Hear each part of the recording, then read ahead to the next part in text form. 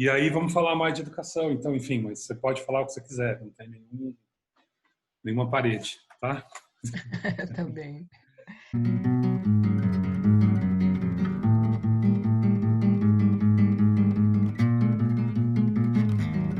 Olá, Eliane, boa tarde. Boa tarde. Bem-vinda aqui a esse ciclo de entrevistas da Rina Educação. Em primeiro lugar, já agradeço por ter aceitado o convite. A gente está falando de educação no Brasil e obrigado por estar aqui com a gente. Eu que agradeço essa oportunidade para a gente bater um papo sobre esse tema que é historicamente importante. Legal. E a gente falou agora, né? Agora há pouco você contou sua história de vida. Muito legal. A gente fala de várias coisas sobre desde a história da Eliane até o mundo hoje, agora, nossas dificuldades atuais, né? Então, sugiro que você também assista. E, bom, a Eliane Martins, né, ela fez graduação em História na Universidade Federal de Santa Maria, depois mestrado e doutorado em Sociologia pela Universidade Federal do Rio Grande do Sul. Militante no campo político do Projeto Popular pelo Brasil, né, com a tarefa de contribuir na construção nacional do movimento de trabalhadoras e trabalhadores por direito. Atualmente ela trabalha aqui em São Paulo, na verdade é Guarulhos, né? Na Guararema. escola Guararema. Guararema. Na Escola Nacional Florestan Fernandes, do MST, na coordenação político-pedagógica da escola, com os cursos e atividades ligados ao tema do trabalho, do sindicalismo, da questão urbana e análise da conjuntura política, vários temas que a gente desenvolveu até na sua entrevista contando a sua história de vida. Hoje em dia ela se colocou também como, né, uma pessoa que está em constante processo de ser uma intelectual orgânica. Legal, Eliane. Então, eu queria começar perguntando para você o que é a educação? Podia ser uma questão mais simples, né? Parece simples, mas não é. Exato, Mas às vezes é Porque legal uma coisa assim, né? Porque às vezes a gente começa a falar de educação, mas, né, da onde a gente está falando? Que educação? Na escola, ensino básico, médio, fundamental, ensino superior, né? Mas, enfim, o que é a educação? eu acho que isso da educação escolar é uma. Educação é um conjunto de coisas que permeia o modo de vida, que permeia o conjunto da nossa vida em sociedade, né? E o estágio que acontece na escola é um momento desse movimento da educação, né? Mas ele está em toda a sociedade, ele está na forma como a gente se organiza desde o ambiente familiar, que é a pequena reprodução do Estado, né? Da ordem, da regra, do que pode, do que não pode, e está na sociedade como um todo, está na estrutura, inclusive, da cidade, por exemplo. Quando você olha para a cidade e ela tem uma geografia, uma divisão. Esses lugares os pobres moram, esses lugares os ricos moram, nesses lugares alguns vão, outros não. Isso vai educando nós coletivamente ao que pode, o que não pode, o que é permitido, o que não é permitido. Então, se olharmos assim, né, o que é educação é esse cômputo geral, né, que uma sociedade vai organizando e, na minha opinião, nós estamos vivendo, né, há 3 séculos aí sobre uma lógica educativa baseada nas relações capitalistas, né? Então, o que orienta toda essa estrutura é que nós devemos obedecer regras básicas, né, do Estado, mas também da propriedade privada. Isso cria um conjunto de códigos de direito, do que é certo, do que é errado. Isso também orienta, e daí o papel da escola, né, que vai nos dizer que tipo de comportamento que a gente deve desenvolver no mundo do trabalho, mas a gente é treinado, testado, para ser mais cruel, talvez um pouquinho adestrados, né? A Uhum. sermos obedientes, a nós aceitarmos as regras do jogo. Estas são as regras do jogo, ponto, não tem discussão. E isso você encontra lá na avaliação da escola, isso você encontra na nota, né? Na regra que está dada, que não está em discussão. E você vai se adaptando, né? Constantemente em diferentes lugares, espaços, que é assim que funciona. E assim você vai para o mundo do trabalho, e assim você vai viver a vida adulta, repetindo esse movimento, que é um movimento que está com a sua matriz distribuída em vários lugares, em várias estruturas da sociedade, né? Eu vejo o meu exercício, por exemplo, educativo de mãe, Uhum. 2 jovens ou pré-jovens. E eu brinco, né? Uma mãe feminista ensinando 2 garotos. Desafio. É um desafio. O mundo invisível da casa, o mundo invisível do trabalho doméstico, o mundo invisível da pia de louça, sabe? Que você tem que repetir, repetir, repetir, repetir. E não desista de repetir, mulheres feministas. Não desistam. Porque é isso, sabe? Essa coisa da educação e depois tu começa a observar. Bom, mas na escola também, né? A gente viu aquela coisa das fórmulas num nível mais simples lá na 7ª, 8ª série, depois aquilo se repetiu no ensino médio, nos 3 anos praticamente, você revê a mesma coisa, mas com mais complexa, um pouco mais de abstração e tal, e a repetição, né? Então, acho que essa coisa da educação que traz esta educação, né, para formar esse ser humano para esta sociedade, ela tem uma carga repetitiva, né, muito pesada, que que que é esse drama, né, de formar o ser humano. Que ser humano? Que sociedade? Então, a gente que se pergunta dentro de casa, né, mas eu fico também me perguntando, eu não posso também esquecer que esses sujeitos aqui, que são meus filhos, eles vão estar nesse mundo do qual eu não tenho controle. Então, por exemplo, aqui não tem discussão se você quer ou não ir na escola. Isso não está em discussão. Isso é regra. Ah, Uhum. mas a escola é chata. É muito chata. E, infelizmente, nós não estamos com forças para mudar isso. E isso quer dizer que você vai lá e vai suportar essa chatice.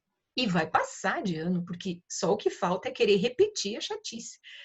Ou seja, é muito o estágio, eu acho, dessa questão hoje, o que é educação, que educação é essa que temos, é uma das questões assim que, não só para a juventude, né, mas para todos nós, é uma questão muito pesada, muito densa, porque ela tem essa densidade de que educar um ser humano para esta sociedade que está em crise, para Uhum. esta sociedade que está degringolando, para esta sociedade que está levando a natureza para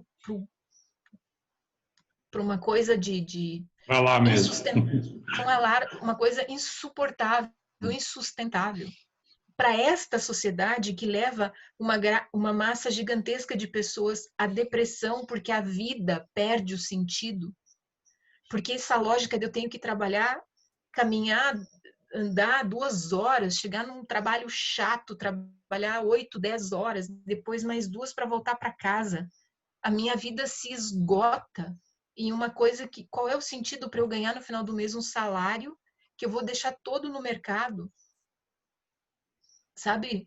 Uhum. Todas essas questões estão aí, e aí nós vamos educar mais uma geração para isso, de novo, para isso que está caindo os pedaços. Então, a educação, meu caro, eu acho que, nossa, é um lugar, assim, muito, de uma contradição, assim, muito pesado, hoje. Tá. Quer dizer, assim, você, de certa forma, você me falou bastante do que não deveria ser a educação, né? Ou o que a educação reproduz. Eu me lembrei aqui do Althusser falando a educação, na verdade, é um aparelho ideológico do Estado. Então, a educação, e a gente sabe, né, o lado conservador que ela tem, né, de conservar as estruturas, de conservar as práticas, de definir o lugar de cada um, né, o comportamento, domesticar os corpos e inclusive construir uma memória específica. São questões que a educação, de uma maneira, cumpre um papel nesse sentido. Por outro lado, a educação também tem um papel crítico, né? Ela tem um papel, você estava falando de Paulo Freire na tua história de vida, de você construir a partir, né, da realidade daquela pessoa, né, fortalecer aquela história de vida e procurar a partir daí construir, né, uma reflexão. Então, eu queria te fazer uma pergunta. Nesse sentido, como que é a educação do MST que você passou por um período específico, assim, quando você estava em Santa Maria, acho que estava mais ligado a uma educação, né, num local, geograficamente, assim, ao campo, e também hoje na Escola Nacional Florestan Fernandes, como que é essa educação? E a gente poderia dizer que também é um aparelho ideológico fora do Estado?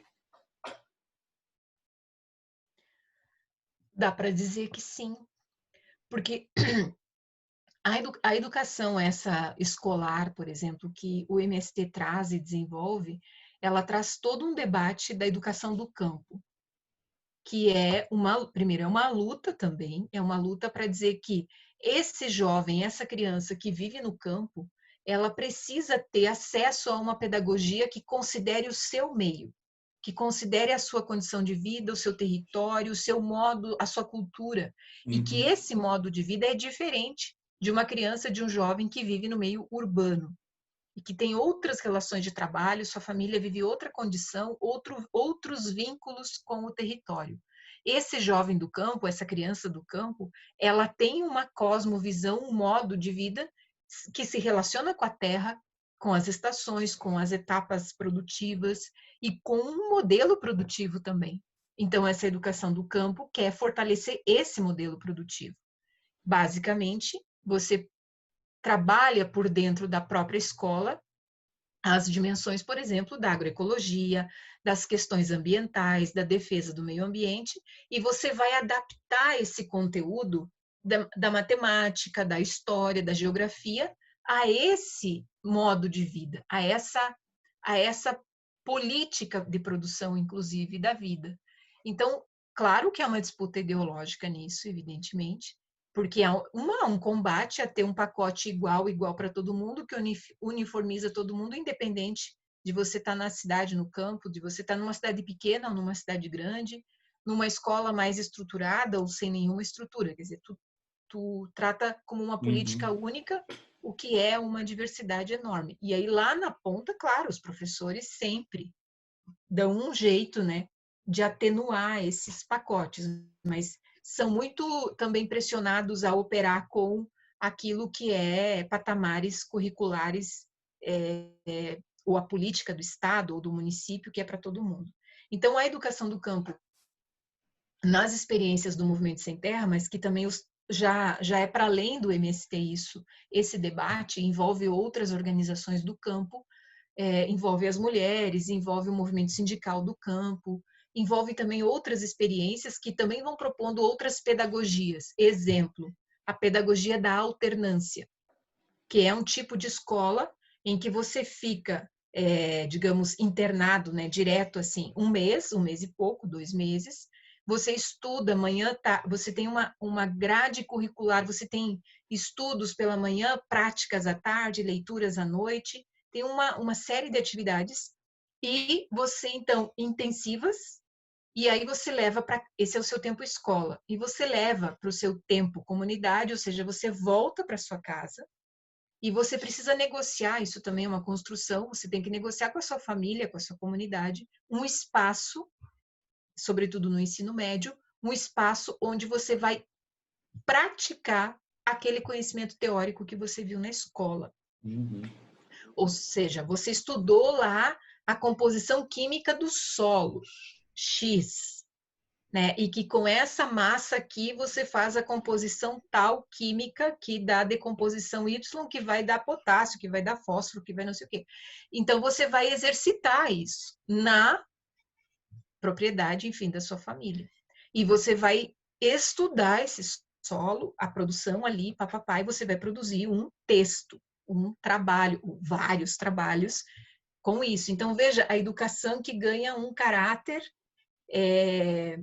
teórico prático. Uhum. Tem essas experiências aí do mundo do campo, do mundo das escolas do campo, especialmente no MST, mas em outras também. O MST chega a ter algumas escolas em parceria com o Estado, assim, fazendo isso mais profundamente. Quando a gente pensa... Bom, isso é um mundo, né, que tem uma relação com essa formalidade. Tá. Podemos citar outras experiências, por exemplo, Legal. a experiência da alfabetização com o programa Sim, Eu Posso, que é um programa da inspiração da campanha da Revolução Cubana, né? A Revolução Cubana é de 59, em 1960 eles fazem uma campanha nacional de eliminação do analfabetismo, e eles envolvem milhares de pessoas, sobretudo jovens, nesse movimento. E eles vão criar um método que, enfim, ao todo eles levam 1 ano fazendo esse exercício. E eles vão sistematizar esse método, e é uma experiência que a gente aplica aqui em vários estados no Brasil afora. E ele faz uma conexão, então, do processo de alfabetização ou elevação de escolaridade com uma dimensão do município, com a educação pública do município, para que certifique as pessoas, mas esse processo também é no mínimo de 1 ano ou mais, e envolve aquela intensividade ali da apropriação dos símbolos, enfim, da grafia, da escrita, da leitura, mas agrega nessa experiência também a alfabetização freiriana, no sentido da leitura do mundo. Então, entra com uma pedagogia, né, de leitura da realidade, enfim, e esses grupos de alfabetização aí estão tanto nos assentamentos, como nos acampamentos, mas também a gente exercita eles nos grupos de base nas periferias urbanas. Então, tem várias experiências, e para ele acontecer, ele precisa formar antes de chegar lá no grupo de base, tem que formar o educador, que é essa professora, esse professor que vai se apropriar da pedagogia, que vai ter que estudar bastante, que vai ter que se preparar, fazer várias atividades para conseguir. Quanto tempo? Não menos que 6 meses essa preparação dos educadores. Normalmente leva 1 ano e pouco, para que esse grupo consiga entrar em campo e fazer lá na ponta. E antes dele entrar em campo, exatamente, ele tem que também fazer o trabalho de montar a turma, que significa, então, criar vínculos, relações, se articular, ir para a comunidade, mapear as ferramentas educativas que tem na comunidade, vai ter que conversar com a escola municipal que tem lá, com a prefeitura, para fazer essa parte também burocrática de, digamos assim, nas nossas leis vira um curso de EJA, de educação de jovens e adultos, mas com essa outra pedagogia, com esse outro método. Então, o processo de construção da formação desses monitores, desses educadores, é em si também um capítulo à parte, digamos assim, nessas experiências. Esse é um tipo. Um terceiro tipo é a formação, que agora anda em baixa, né? Porque foi uma luta também de se conquistar cursos de graduação para, digamos assim, essa dimensão mais específica dos filhos e filhas de assentados da reforma agrária. Os primeiros cursos foram no campo do magistério, basicamente pedagogia, depois os cursos de história, e mais na sequência vieram os cursos de direito. São reconhecidos pelo MEC, então. Todos. Aí é um pouco o que se conquistou ali via INCRA em relação com o MEC, nos governos do PT, principalmente. Já tinha antes alguma coisa muito modesta. É tudo ano 2000 para frente. Isso, basicamente. E ainda tem a experiência da formação dos médicos e médicas, mas essas daí são experiências que a gente faz com Cuba e com a Venezuela. Na verdade, os professores saem de Cuba e vão para a escola que existe na Venezuela, e aí os alunos são da América Latina. Então, todo o curso de medicina é o curso de medicina cubana, da Escola de Medicina Cubana, mas que fisicamente acontece na Venezuela e as turmas são latino-americanas. É uma escola de formação de médicos e médicas da América Latina que acontece em Caracas. E essa escola a gente envia todos os anos vai uma turma de brasileiras e brasileiros para lá, e eles passam antes de irem um mês, 45 dias aqui pela Escola Florestan Fernandes, fazendo um preparatório, digamos assim, porque também tem uma espécie de vestibular, não é exatamente um vestibular, mas é uma prova. Enfim, Um exame de admissão, alguma coisa um assim. exame, tem toda uma dimensão psíquica de análise mesmo dos sujeitos, e aí tem uma certa peneira nisso para fazer essa seleção. Eu tô contando essas diferentes experiências que são formas de dizer assim, quando a gente se organiza, né, quando a gente se auto-organiza, a gente, como classe trabalhadora, também cria e inventa formas de lutar por uma educação que responda às nossas necessidades. Uhum. Então, sim, a educação é um portal de possibilidades, de crítica, de conhecimento do mundo, e que a gente não necessariamente tem que ficar preso só à estrutura que tem aí, de Estado e tal, embora nós temos que disputá-las, acessá-las, porque elas são também importantes, claro, mas a Concordo gente plenamente. não necessariamente tem que ficar restritos apenas a estas experiências, as quais nós temos que disputar. Então, digamos, isso que eu contei agora são experiências institucionais, Uhum. formais, assim, tem diploma, tem formatura, tem canudo, tem ritos, né, como parte dessa disputa que envolve daí o conteúdo, o método, uma disputa assim de mais profunda desse potencial crítico que tem na educação. Não, até porque é um campo, né, que define muitas, né, estruturas da própria sociedade, da própria organização política, né, e que precisam ser disputados, né? Então é necessário, que nem você falou, né, ter esse pé dentro dessa disputa de hegemonia, né, para poder ampliar o diálogo, ampliar a participação, ampliar as próprias histórias de vida, Uhum. né, as formas diferentes de fazer perguntas para a realidade, enfim, é Sim, muito todos legal. os anos o setor de educação do MST propõe às universidades públicas federais um evento, um momento chamado Jura, né? Que na verdade é Jornada Universitária pela Reforma Agrária. Uhum. É uma forma do movimento ir para dentro desta estrutura que está aí hoje, né, com todas as suas possibilidades e críticas, e fazer dentro da universidade uma semana, tipo uma semana acadêmica, assim, mas é Uhum. mais que isso, é uma semana para debater com várias áreas, saúde, engenharias, educação, enfim, esses desafios que as questões que envolvem esse tema, o que é a reforma agrária no Brasil, mas em diálogo com o processo educativo, com o processo de acesso ao conhecimento. Porque o que está colocado mais do que nunca hoje? Produzir alimentos nessa base tecnológica da agroecologia, ou isso que o movimento sistematiza como reforma agrária popular, como um programa, ela é mais do que acessar a Terra. Acessar a Terra é o primeiro capítulo de uma coisa muito mais profunda. Você acessa a Terra e aí você tem que sair de um modelo e entrar no outro. Né? Sair do modelo do veneno, do agronegócio, da produção de soja para vender para a China, sei lá, para produzir feijão, arroz e tudo isso. Só que não tem cadeias produtivas organizadas em escala para essas coisas. A não ser o leite lá no sul, a cadeia do frango, a cadeia do porco, que está também no agronegócio, que é o esquema Sadia, Perdigão, essas coisas.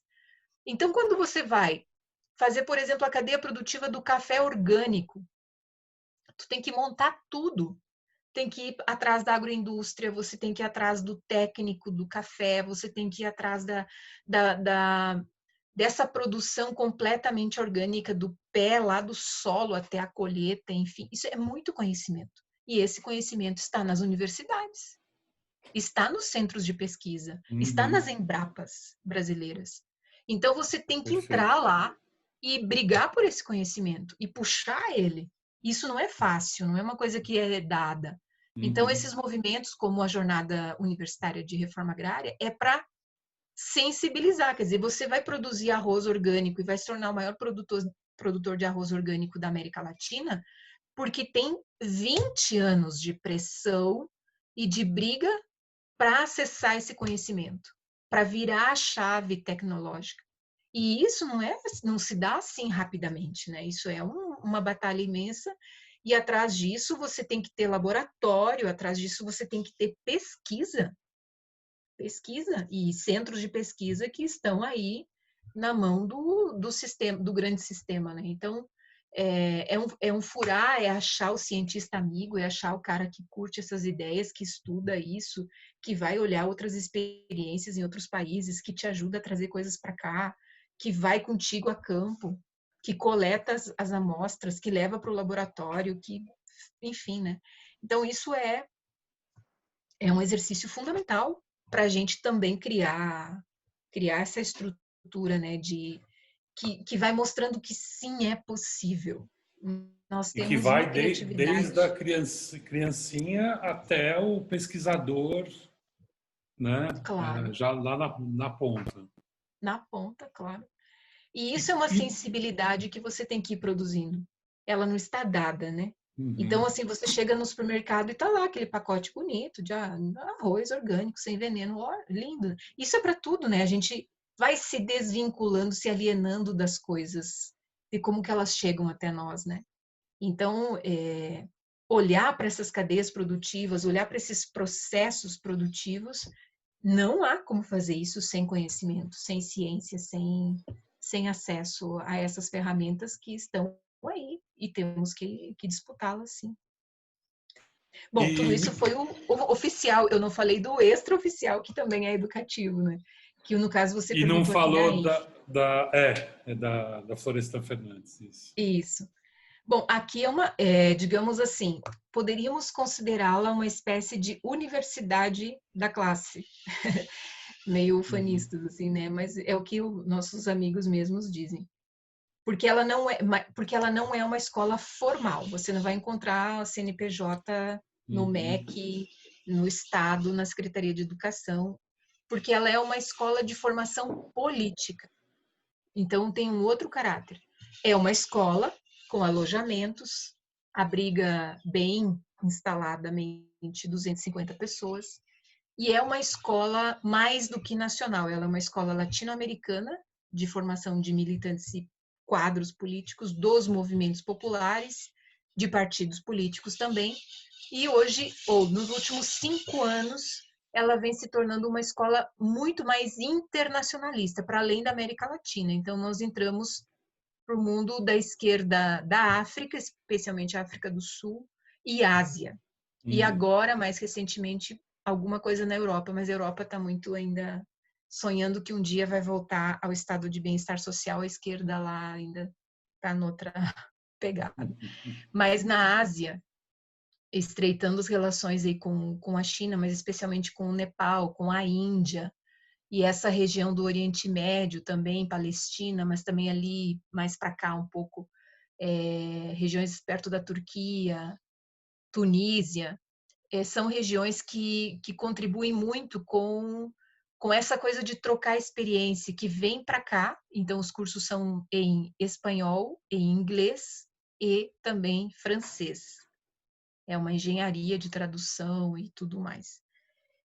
Mas bem interessante porque a maior parte é jovens, são jovens que vêm para conhecer essas experiências da organização do povo, a organização popular.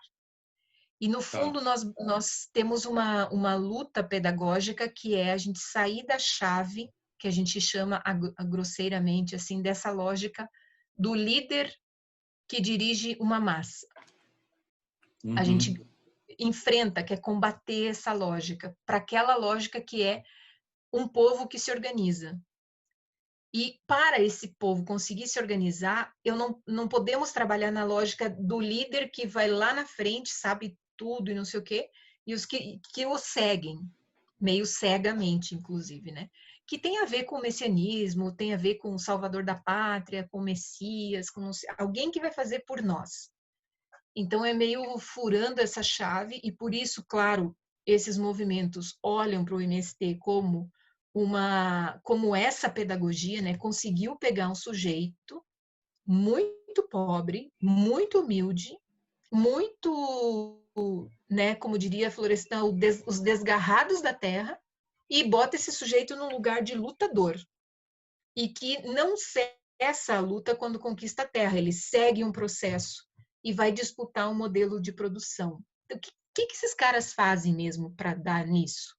É meio essa coisa que faz com que esse povo venha para cá também, para compreender um pouco a coisa do método, de querer entender como que é você pegar as pessoas mais humildes e transformá-las em agentes da sua luta, do seu destino, que luta por um outro destino, uma outra forma de viver.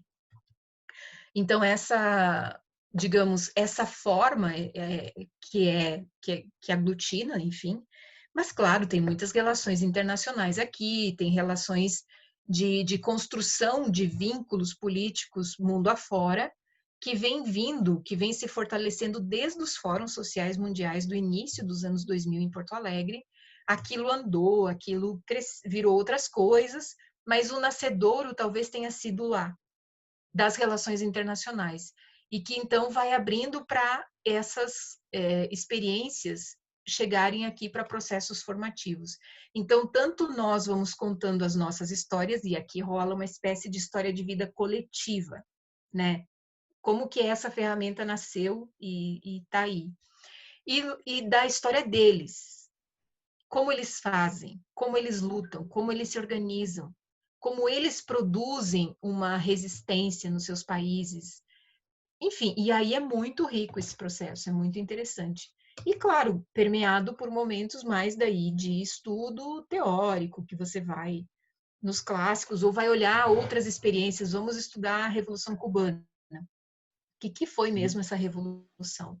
Ou vamos estudar essas figuras como Mariátegui, figuras que vão traduzir esse marxismo ortodoxo, europeu, tal, eurocentrado, para uma realidade latino-americana que tem indígena, que tem escravidão, que tem colônia, que nada disso existia lá no raciocínio do Marx. Então, trazer essas figuras, essas teorias e também se apropriar de um conhecimento que é o conhecimento da África, da Ásia, de outros povos, que nós aqui não temos acesso. Nós somos muito eurocêntricos. Toda a nossa chave de leitura é a Europa e os Estados Unidos, e a gente não acessa a filosofia, o conhecimento filosófico desses povos. Então, aqui também é uma curva, né, para a gente chegar também nesses autores, quem são essas figuras, o que eles elaboraram, escreveram, e tem coisas interessantíssimas nisso. Sim, muito legal. Quer dizer, assim, a partir das histórias de vida, né, que trazem subjetividades individuais também, existe aí um processo de construir também, né, porque a partir de uma identificação, né, de um reconhecimento da sua identificação, né, você consegue compartilhar uma construção coletiva, né? Você consegue compartilhar aí a construção de uma subjetividade comum, né? De espaços de encontro, porque mesmo os desencontros eles são valorizados e reconhecidos, né? As diferenças, né? Mas não existe um ocultamento. E você tinha falado, inclusive, não sei agora nem se foi na sua história de vida, que vocês trabalham muito com isso, de reconstruir o tecido social, né? Então, de trazer de volta, né, essa conversa, esse espaço de reconhecimento entre as pessoas e sair da lógica da empresa, do capitalismo, né, dessa homogeneização para o mercado de consumo. Então, eu acho que isso tem uma relação aí, está meio interligado. E eu ia te fazer uma pergunta, então, o que significa ser uma intelectual orgânica? É É um bióloga? é o Bióloga, orgânico. O orgânico é o inserido por dentro, né? É, grande. essa ideia que o Gramsci nos traz, né? Como que é você tentar contribuir num processo que é pegar uma caminhada, uma experiência, um processo, enfim, de luta, e você fazer parte dele, mas você faz parte dele com esse, entre outras coisas, né, fazendo esse exercício de análise, de elaboração, de ligar essa experiência com o que já aconteceu antes, com a história, com categorias, com conceitos, e você trazer esse movimento teórico para dentro desse fazer, para fazer esse passo aprofundar, avançar, para você, tipo assim, quando a gente um jeito muito simples, muito popular de tentar falar da nossa realidade, lá quando você está num grupo bem de base, você desenha uma árvore, uma árvore, para falar da sociedade. Então, que sociedade é essa? Que árvore é essa? O que a gente enxerga, né? A copa, o que tu vê dela? Muito bem. Aí tu vai ouvir, vai ouvir, vai ouvir. Agora vamos tentar pensar sobre as raízes dessa árvore. O que isso aqui, como é que isso se segura, né? Então aqui, quando você entra nas raízes, você tem que entrar no conhecimento histórico. Você tem que entrar naquela profundidade que está ainda latejante, né? As heranças da escravidão, por exemplo. Então, você traz um conhecimento sistematizado, organizado, que está aí no mundo, na academia, que está na universidade, para esse lugar muito simples, muito humilde lá do Brasil profundo. Então, o intelectual orgânico é fazer esse exercício, uma espécie de tradução, né, desse conhecimento mais que na academia ele tem tons mais rebuscados, enfim, e como que é trazê-lo para essa realidade sem perder o seu conteúdo. Então, entra aqui também esse desafio, sabe, da vida de uma intelectual orgânica Uhum. que acessa, eu consigo entrar nesse mundo, volto para a universidade, vou para um mestrado, vou para um doutorado numa universidade como a URGS e tal, tem todos esses títulos, né? Uau! Inclusive eu pouco uso eles, porque justamente, pouco uso não porque eu tenho algum problema ou vergonha, mas justamente porque quando eu estou no meio mais popular, assim, tem que tomar muito cuidado com isso, muito Uhum. cuidado. Ah, é a doutora, sabe tudo, não sei o quê. E você Cria uma tem que barreira, ganhar as cria. pessoas, tem que quebrar a hierarquia, você tem que dizer, eu consigo falar contigo, eu sei te escutar, pode confiar, fala, sabe? E se eu chego com os títulos, isso não rola. Então, eu sou Uhum. filha de agricultor, nasci lá no fundão, né? E tal, para você meio dizer, olha, a gente é da mesma matéria, eu conheço pobreza, eu sei o que é frio, eu sei o que é não comer carne, eu sei o Uhum. que é não ter calçado, eu entendo o que você está falando, isso não é estranho para mim. E isso cria uma conexão, e depois eu consigo, então, entrar com coisas mais da tradução desse conhecimento. Então, o orgânico é isso, sabe? É você ter esse vínculo, ter essa pertença ao trabalho com a tua classe, com a classe trabalhadora, e eu me viro bem, entre aspas, né? Acho que nesses anos, assim, fui descobrindo também muito como fazer isso. Me viro bem com as mulheres camponesas, porque é isso, eu consigo falar com elas, Uhum. porque eu venho desse universo. Então, elas são tímidas, elas não falam de milhões de assuntos, né? O MST, depois as mulheres sem terra do Rio Grande do Sul, depois de 30 anos de reunião e organização, um dia me ligaram assim: venha cá, nós queremos que você venha aqui falar com a gente sobre aborto. Nós nunca falamos disso, isso é um tabu. Mas a gente confia que você vai conseguir conversar disso sem chocar. Legal. Isso eu gravei assim como uma síntese, né? Porque eu acho que essa é um jeito de dizer, você consegue falar de uma coisa difícil de um jeito não só simples, mas de um jeito que considera essa cabeça, essa cultura, esse meio, essa mulher que foi forjada sobre uma lógica da religião, da fé, do comportamento, da postura, que só em pensar uma coisa dessas já é pecado, já é feio. Quanto mais se reunir para conversar disso. Pense. Então, é por aí um pouco essa questão. Legal. Você tem números assim de quantas escolas do MST, você sabe mais ou menos? Porque na verdade eu queria te perguntar, isso não é tão importante, mas eu gostei disso que você falou agora também. Uma outra coisa, o professor orgânico, né? O intelectual orgânico, o professor orgânico.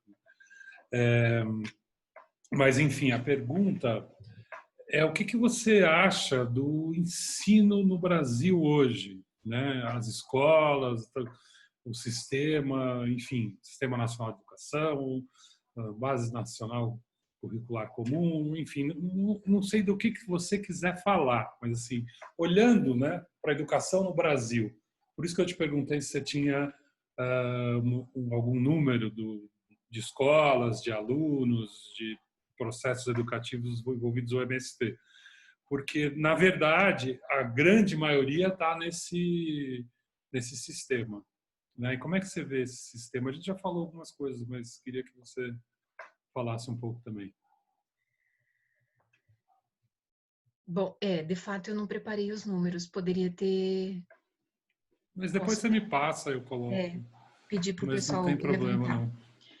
Quanto a como eu vejo hoje, eu vejo numa crise, sabe?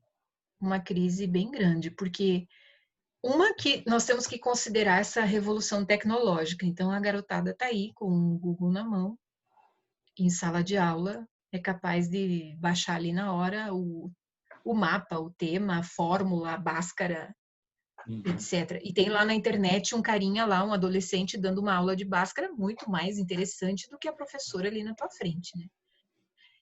Tem isso que eu acho que é uma questão que está aí para ser pensada, e portanto vem a questão de que a fase civilizatória que nós estamos, ela requer esse formato de conteúdo, uma escola conteudista que despeja coisa, conhecimento, mas que pouco trata desses temas mais da cidadania, da postura dos sujeitos diante da coletividade, da sociedade, os temas ambientais, os temas sociais, de modo geral, o gênero, as relações entre homens e mulheres, a questão do racismo, a questão das opções sexuais, enfim, que pulsa hoje na juventude de uma maneira muito profunda, muito séria, que traz muito sofrimento também.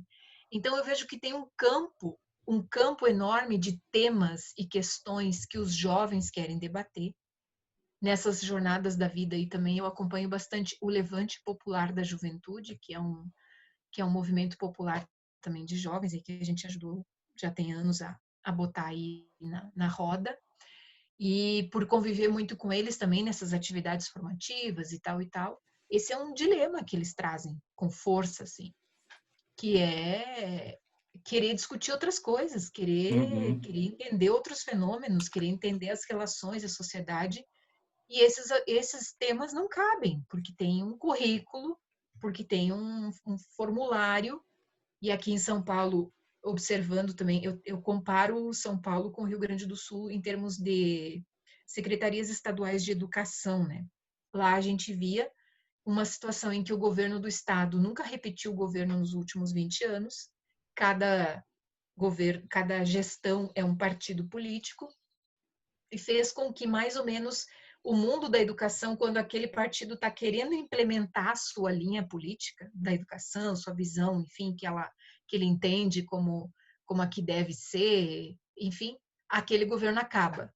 E aí aquilo vira meio uma confusão, uma pequena grande bagunça, e no final das contas tudo meio volta ao que era antes, que não é que seja bom, mas é meio confusão, assim.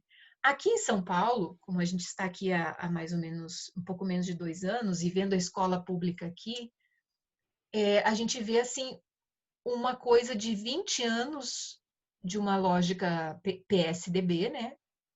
Uma lógica liberal dentro da escola, em que a escola eu a vejo como cercada. A nossa escola aqui pública, pelo menos onde nossos meninos estudam, todas as crianças aqui que trabalham, das pessoas que trabalham aqui na ENF estudam nessa escola pública aqui do bairro. E a gente acompanha a vida da escola, vai nas reuniões, vai lá, conversa, frequenta, né? Fica insistindo assim para tentar abrir. Mas tem um esquema de vigilância impressionante.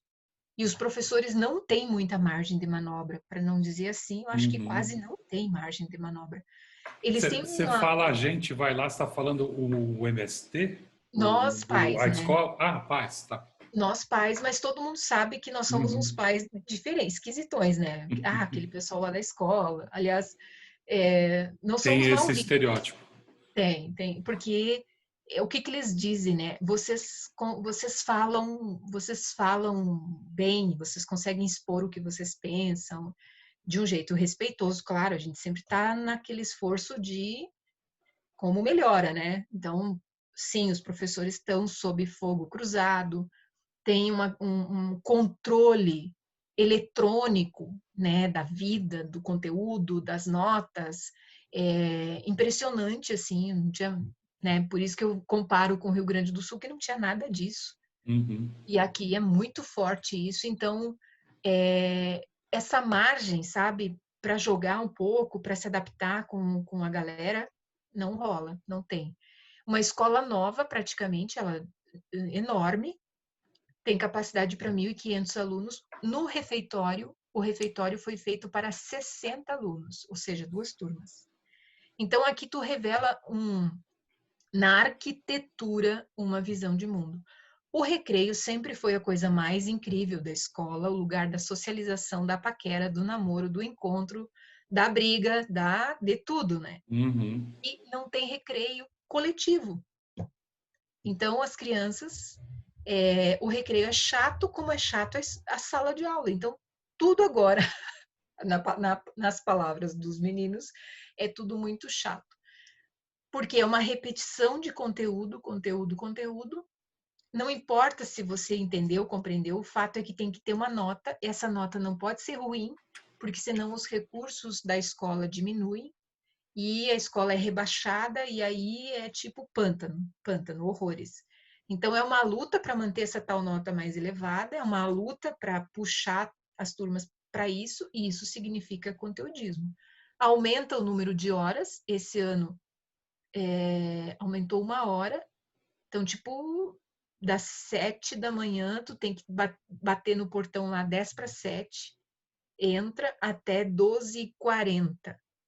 Um horário assim, tipo fábrica, intensividade. Você já é treinado, né, a ter um número, né, a ter um valor. Você tem Exatamente. uma nota, né? O mais importante é a Exatamente. nota. Então você É a nota. já é treinado a ter um valor de mercado.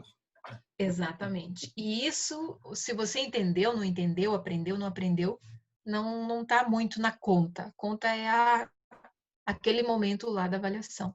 Então, eu vejo essa situação como uma situação crítica de um estágio assim pré uma explosão, não sei, não quero dizer explosão no sentido, mas ela se esgota, né?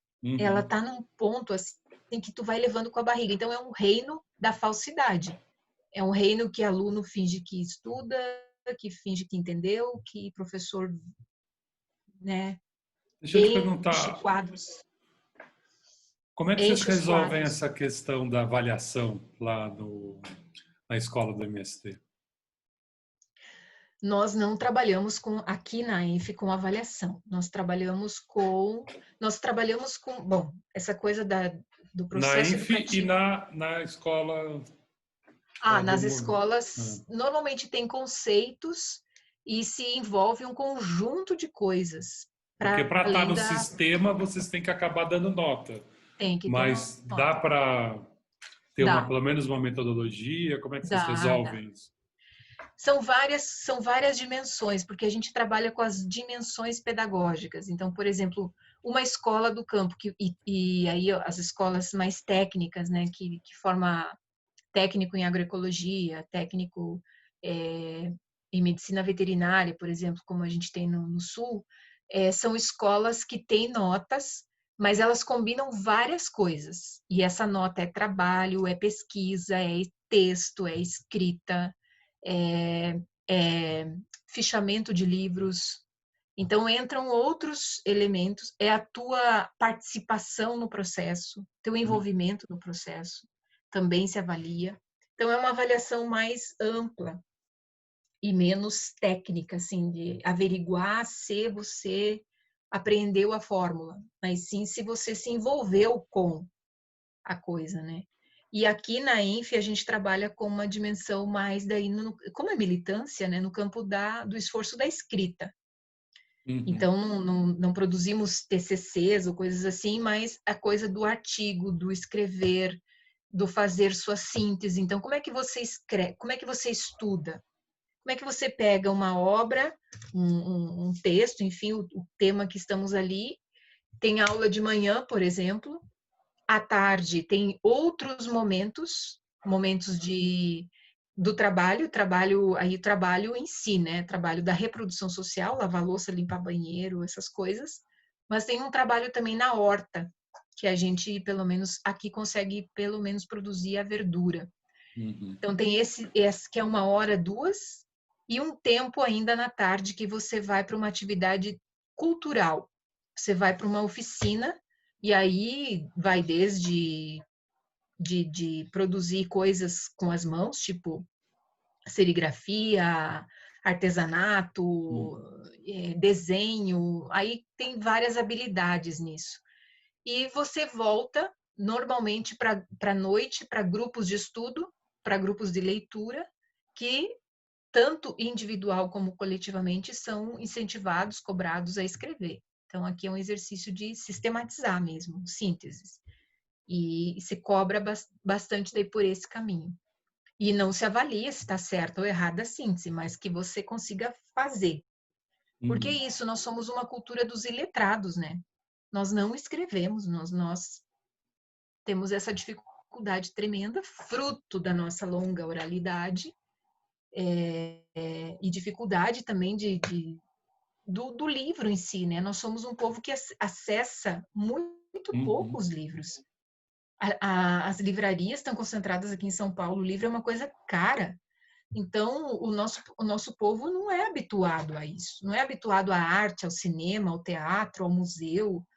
Então, isso tudo nos empobrece em aspectos mais gerais, de conhecimentos gerais. Então, apreciar uma obra, apreciar uma música, apreciar, né, a fruição com isso, apreciar uma literatura, uma boa crítica literária, nossa, são coisas assim que... Então, tem que criar espaços para isso, e Uhum. isso compõe um pouco esse todo, nessas dimensões formativas. Não adianta você sair daqui assim decorando Marx e daí, sabe? Não é isso, não é essa a pedagogia que a gente crê, né?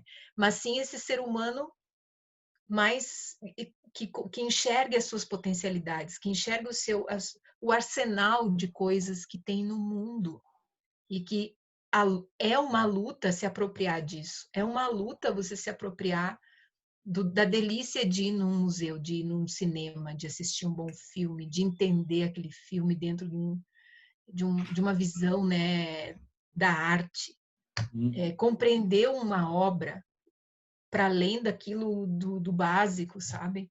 Então, essas coisas, tu tem que criar espaço e tempo para isso. E isso é parte do que a gente chama de dimensões pedagógicas. Dimensões pedagógicas. E você estava falando agora um pouco sobre esse momento, o aluno acessa o Google e já vê uma aula mais legal.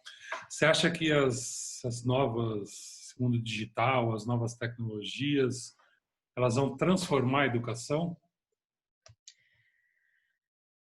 Se nós não tivermos, como país, como sociedade, enfim, uma proposta do que nós queremos tirar desse lugar da tecnologia, da comunicação, ela pode nos engolir. Porque é isso, ela está aí, né? Sem maiores mediações. Por isso que é fundamental a política da educação. E a política da educação dialoga com que política de mundo, que projeto de sociedade que a gente tem. Se a gente quer que uma maçona enorme de gente aceite não, né, se submeta a trabalhar sobre condições aterrorizantes, né, como essas que nós temos hoje, sem direitos, sem proteções, sem horário, sem regra, simplesmente se esvaindo, nós temos que ter uma escola bruta e uma educação brutal.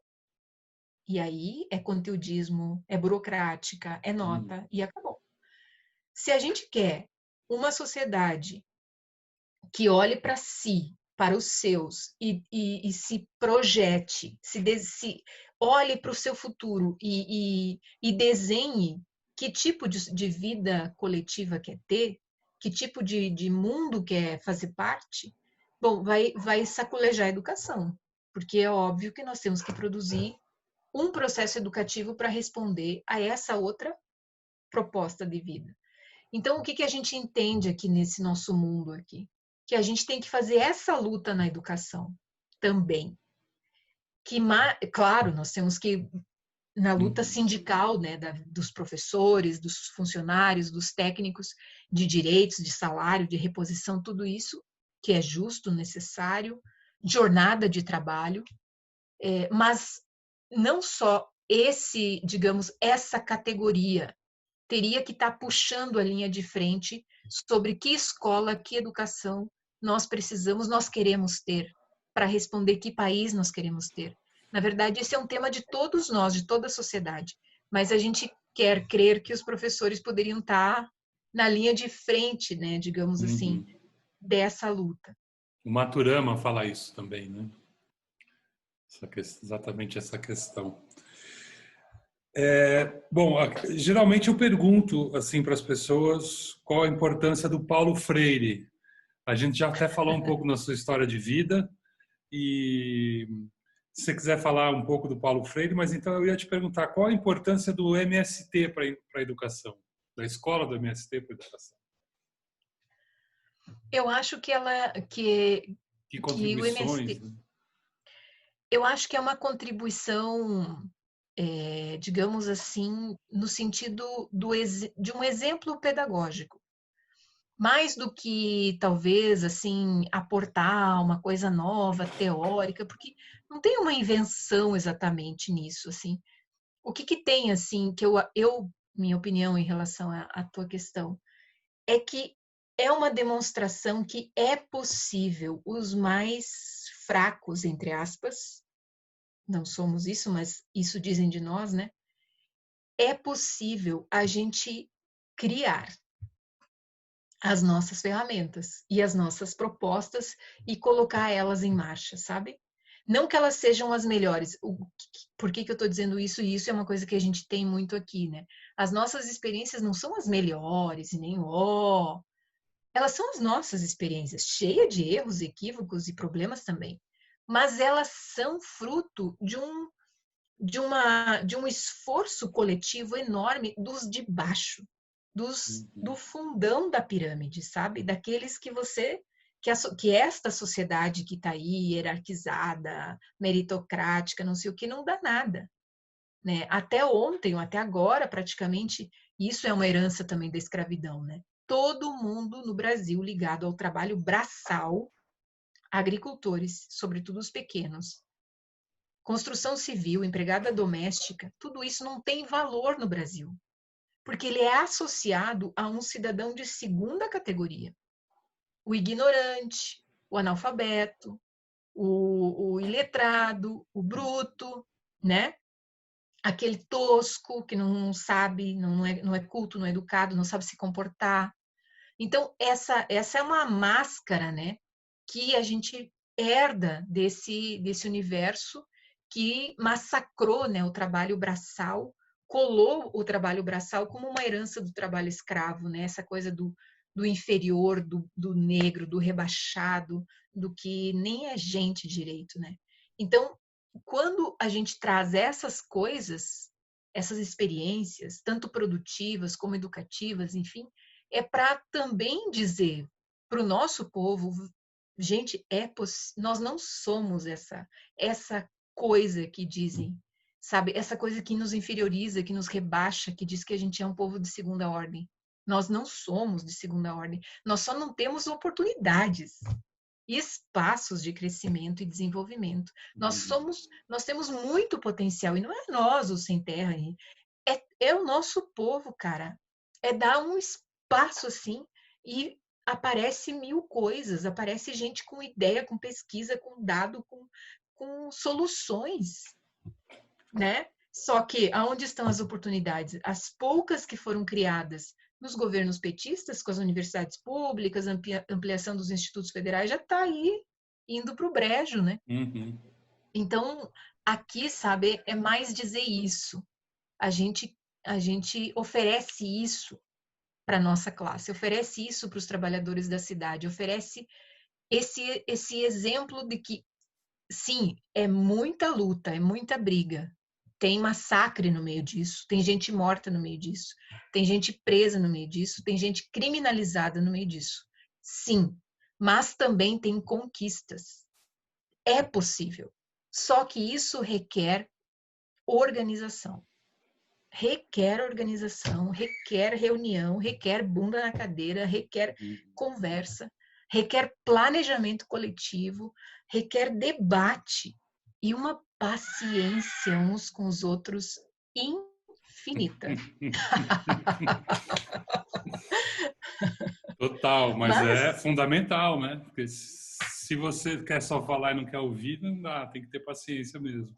tem que ter paciência. É, mas, nossa, muito legal, bonito isso, né? Porque é um legado, é uma experiência. E aí você me fez que deu certo, assim, né? Que tem resultados, que a gente pode, né, olhar para esses resultados e refletir e, e reproduzir, né?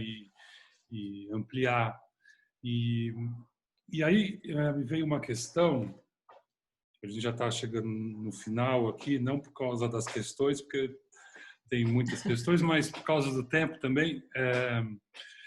Mas me veio uma questão, assim, não falando tanto sobre só a questão educacional, Eliane, mas a gente vive um processo político no Brasil, né, que a gente viu desde 2013, 14, 15, cada um vai colocando datas aí, 10, enfim, 12, 8,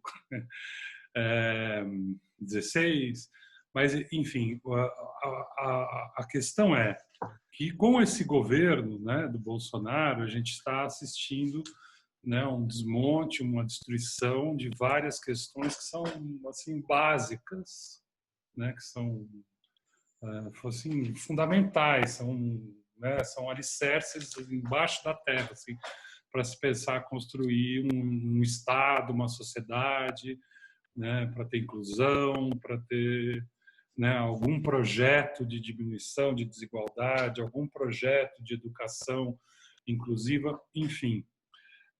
Mas como que eu não quero perguntar assim como que aconteceu isso no sentido de querer colocar culpados, mas eu quero colocar assim o que a gente pode fazer daqui para frente. Então, assim, o que está faltando, porque ainda tem essa polarização, ainda tem, né, você vê dados de pesquisa, você fica horrorizado porque já aconteceu tanta coisa, mas parece que realmente existe uma sociedade meio dividida, existem valores no campo religioso, no campo moral, familiar, de gênero, que estão aí presentes de certa forma, acabam manifestando insatisfações nessas polarizações. Então, sem querer ficar colocando aqui, acho que não é o caso, o culpado aqui e ali, mas pensando, né, passos a serem dados. Né? O que os movimentos sociais, né, estão precisando? O que está faltando fazer? Não que você tenha a resposta absoluta, tá? Não estou pensando nisso só para a Não. gente debater. Você, no final, abre um mundo, né? Mas vamos pegar o pedaço mais, digamos, tentar chegar nesse mais alvo. A nossa leitura é de que nós temos que retomar com urgência o debate de estratégia política. E nós avaliamos que nós temos uma derrota fortíssima, que é essa, independente da data, se começou em 2008, 2013, 15, 16, 18, que é uma derrota da estratégia que se colocou nesta única via, que foi a via institucional eleitoral, e abandonou ou renegou fortemente a outra parte que ela tinha assumido lá atrás, em 1987, se não me engano, quando ela dizia que a estratégia da luta de classes no Brasil requeria um pé na instituição, disputar a eleição de vereador a presidente da República, e a síntese disso foi Lula lá, e ao mesmo tempo nós estarmos na base. Por quê?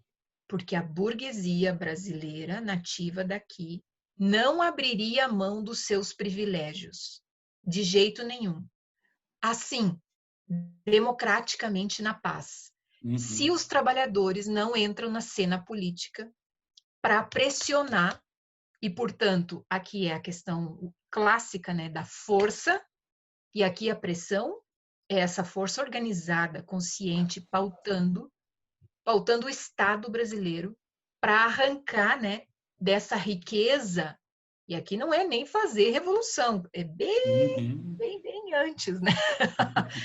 É daquela riqueza toda que vai para o Estado voltar para a classe trabalhadora na forma de tudo isso que a gente precisa, né? Que é direitos universais.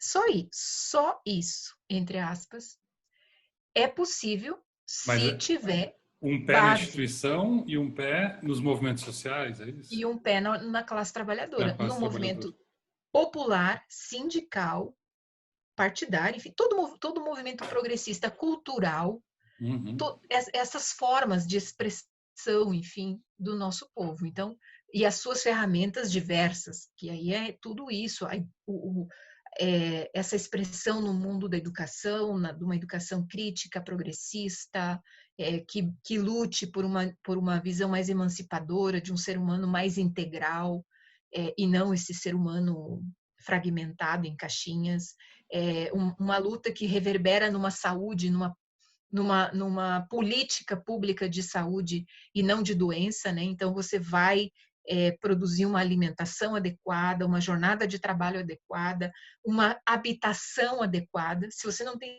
saneamento, de que saúde estamos falando, sabe? Então essas dimensões que são de uma revolução burguesa clássica, de uma revolução democrática, de valores republicanos, né? Mas que a formação, né? O DNA dessa classe que vem da aristocracia, que vira plutocracia, que, enfim, é um governo dos ricos associado, esse capitalismo dependente que se instalou no Brasil, que ele não se constitui em uma proposta mais autônoma, né? Ele fica ligado a uma pauta que vem de fora, uma divisão internacional do trabalho. Então, é uma indústria rebaixada, é um esquema agroexportador sem fim, é uma coisa assim que nos remete a uma lógica colonial. Então, romper esse modelo de desenvolvimento, esse capitalismo dependente, requer muita força. E isso é uma estratégia política. E essa estratégia significa que a lógica, que é clássica também dessa burguesia, que é se acertar por cima, deu crise, ela não gostou do negócio, ela desmancha o jogo, pega a bola e vai embora, né? Daí ela dá golpe. Uhum. Aí é essas coisas que estamos vivendo. Ela se resolve lá por cima e dá um pontapé na classe trabalhadora, nas ferramentas da classe. Então, toda a situação que a gente vive hoje é que as nossas ferramentas estão sem fio. Você chama uma CUT e a CUT não mobiliza Uhum. os trabalhadores, não mobiliza. Vem o dirigente, vem o presidente, faz uma live, não sei o quê. Mas isso não altera a força, a correlação de forças. Você chama o PT e o PT vem quem? Vem as figurões. Mas cadê a base desse partido que é esparramado o Brasil afora? Você chama o movimento popular, o movimento urbano, e o que vem?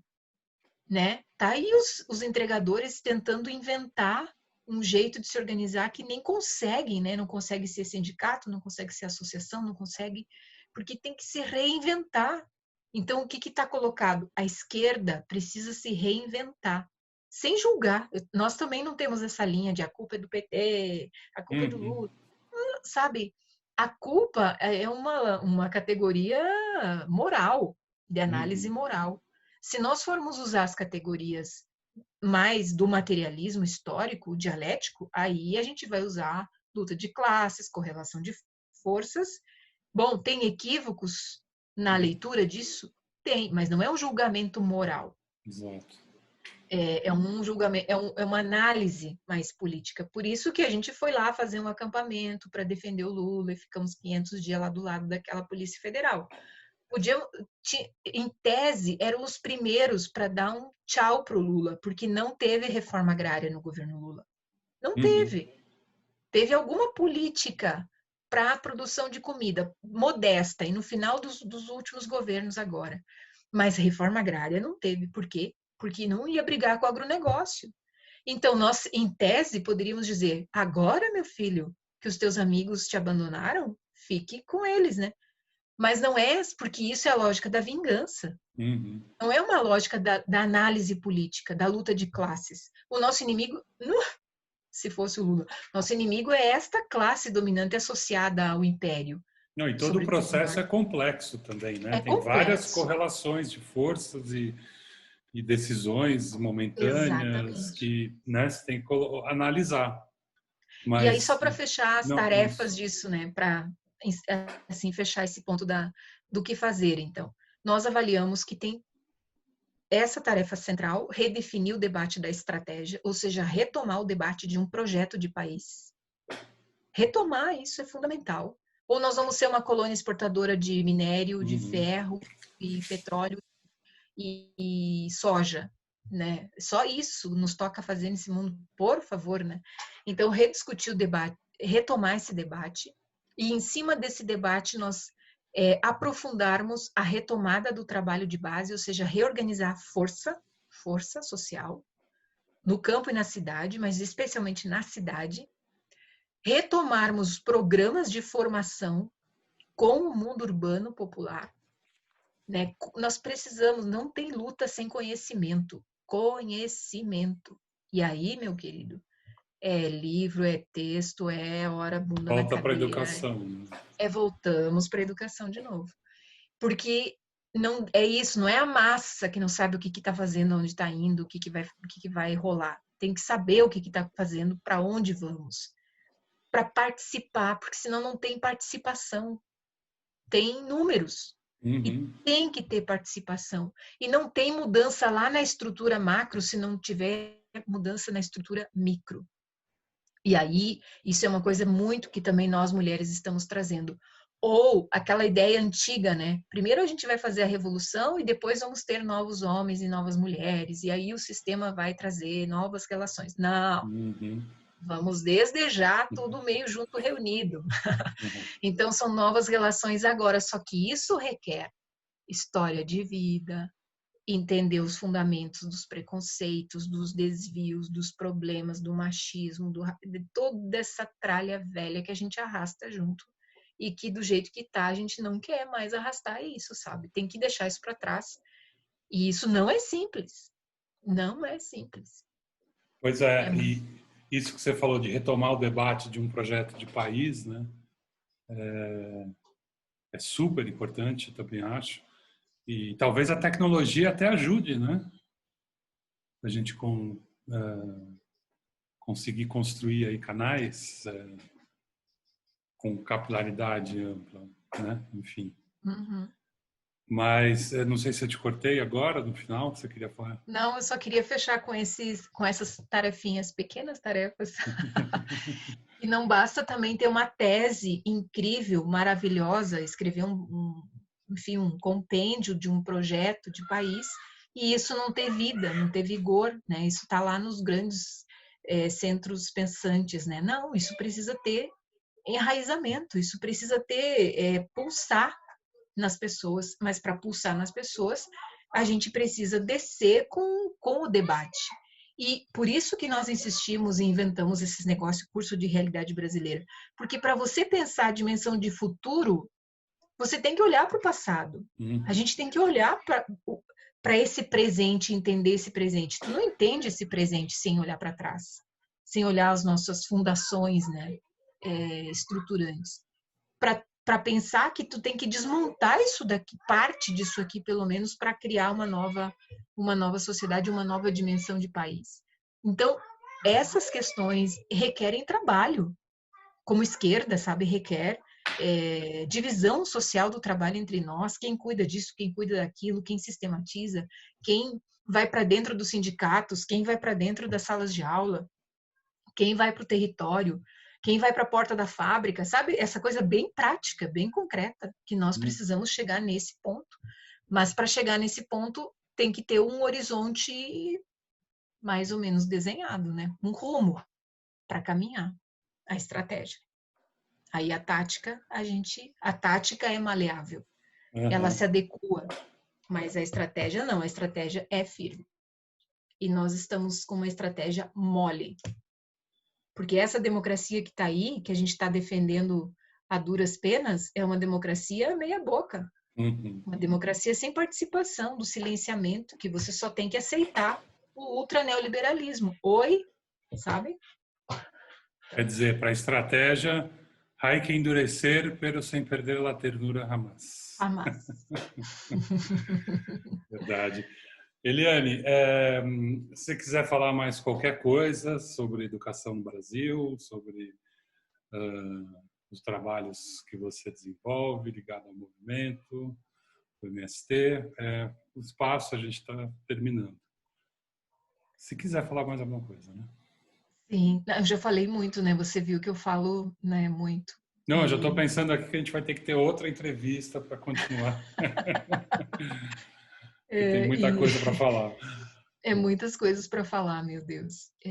Mas enfim, eu acho que eu só posso agradecer esse momento, esse espaço, essas 2 horas e pouco aqui contigo, Álvaro, meio terapêuticas, né? Porque sempre que a gente faz um recorrido às nossas próprias origens, nossas próprias histórias, a gente vai também, digamos assim, sedimentando a nossa psique, né? Individual, mas também vai se situando nessa psique mais coletiva.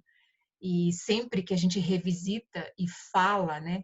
E narra, quando você narra uma história, sua história ou outra história, a narração é uma coisa interessantíssima, né? Porque ela tem um fio, Uhum. tem um novelo, né? Uma coisa que se desenrola, que tem uma escala de tempo, de relações, e toda vez que tu revisita isso, você revisita suas filiações, seus pertencimentos, seus laços, suas perdas, seus amores, enfim.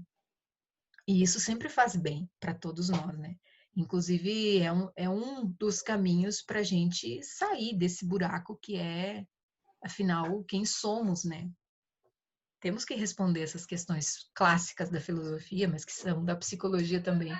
Quem somos como Uhum. indivíduos para poder também contribuir na resposta coletiva. Quem seremos, quem queremos ser como Exatamente. brasileiros, como brasileiras, né? Se eu não respondo antes, eu individualmente, eu sou uma filha da classe trabalhadora, eu sou filha dessa mistura desse povo Uhum. meio, né, errático, mas que tem valores, é, enfim, sou fruto dessa gente, né? E não tenho vergonha dessa gente, não tenho vergonha de vir desse lugar, não tenho vergonha de ter vindo do fundo do Brasil, não tenho vergonha do meu pai analfabeto, não tenho vergonha da minha mãe furiosa, sabe? Esse negócio que diz assim e levanta a cabeça e, e nos fortalece, né? E acho que quando a gente se fortalece, a gente fortalece quem está à nossa volta e faz com que aquilo que a gente vive, né? Eu contei aqui uma mistura de trabalho com vida, com militância, tudo misturado, tudo uma coisa meio uma coisa só, mas que é escolha pessoal. Ninguém me forçou a nada, ninguém me empurrou para nada. São escolhas que eu tomei conscientemente e das quais não me arrependo. Não tenho uma carreira acadêmica, universitária, clássica, né? Mas nem por isso a forma como eu vivo, né, e trato isso, minhas experiências é menos importante para mim, claro. Uhum. E contar isso para você, que é um ilustre desconhecido, conhecido de virtualmente, é interessante, né? Porque e aqui na internet, sabe Deus quem vai olhar depois esse nosso papo. Mas é uma forma da gente se expor, mas também dizer que nós somos da mesma matéria, né? Somos esse povo potencial que somos. E ninguém pode dizer que o nosso lugar é esse buraco sem fundo. Não, gente. Uhum. Eu sou uma esperançosa, eu sou uma pessoa que literalmente eu acredito, né, e me dedico a isso de que nós podemos ter outra vida, outra forma de viver, de se relacionar, de amar, de conversar, de viver, que não é essa aí toda estropiada que o capitalismo nos oferece. Mas isso é uma obra nossa e temos que nos empenhar para desenvolvê-la, porque ela não virá naturalmente, e sim construída a duras e belas penas. Muito obrigada, seu Álvaro, por esse Ah, tempo. não, lindo. Muito obrigado você por contar todas essas coisas, né? Colocar toda essa tua força, toda essa esperança, né, essa garra furiosa, transformadora, né? Essa sabedoria toda da sua origem, né? De ter reconhecido toda aquela história, né? Do seu pai, do esforço dele, do trabalhador, da sua mãe, do esforço. E toda, né, como foi essa tua trajetória, o encantamento com teologia da libertação e, enfim, envolvimento depois com a história. Eu sou historiador também, né? E então eu que te agradeço muito, Eliane, né, ilustre desconhecida. Também a gente pouco se falou, mas que legal que você confiou. Então eu agradeço por você ter confiado nesse projeto, né, que é um projeto que assim tem muita identidade com muita coisa que você fala, muita coisa que eu entendo desta maneira também, né? Eu sou um professor, 25 anos, assim, um pouco mais que eu dou aula, e dei aula desde o ensino fundamental 1 até aula no mestrado, então, assim, tenho uma experiência muito grande em sala de aula, e a partir do ano passado que eu parei de dar aula em sala de aula no passado, e aí mudou um pouco a minha vida, e aí emergiu esse projeto que tem também um pé na universidade, mas tem um pé fora, né, na rua. E então eu te agradeço também pela entrevista, já fica aqui o convite para uma próxima. E é isso. Obrigado. Obrigada a Foi um você. prazer. Prazer. Legal.